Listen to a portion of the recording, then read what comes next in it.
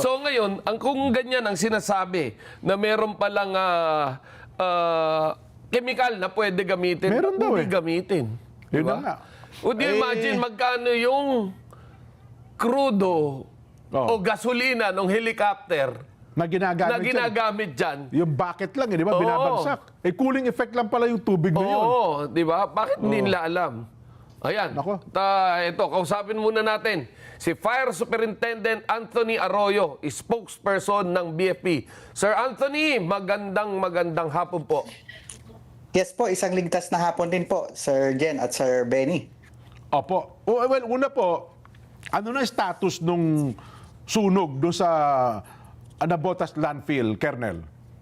Opo, actually ang sunog na nagsimula noong Abril sa ganap ng alas 8 ng gabi ay matatagpuan nga doon sa isla na may layong tinatayang mga 2.6 kilometer mula sa land ng Nabotas area, no?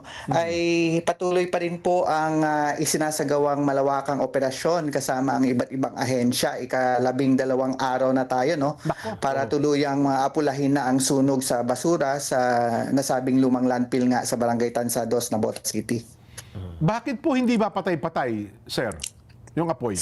Ang lawak kasi ng isla, no, ay nasa 41 hectares at yun po ay bulubunduking mga basura at yun po ay abandonado last August of 2025 pa. Opo. At nung mga unang 10 araw, ang accessibility lang natin doon para makarating sa nasabing isla na may layong mga 2.6 kilometers ay sa pamamagitan ng mga roro or barge, no? Sinasakay natin yung mga fire trucks natin, no? Nag-average tayo ng 6 na fire trucks na binabiyahe araw-araw at mula sa inyong BFP ay nasa 50 responders, no? Excluding pa yung other agency kasi ito po ay isang escalated na to interagency landfill fire pool response plan. Ibig sabihin iba't ibang ahensya, no? At etong linggo lang, no, nagkaroon na tayo ng daan ngayon.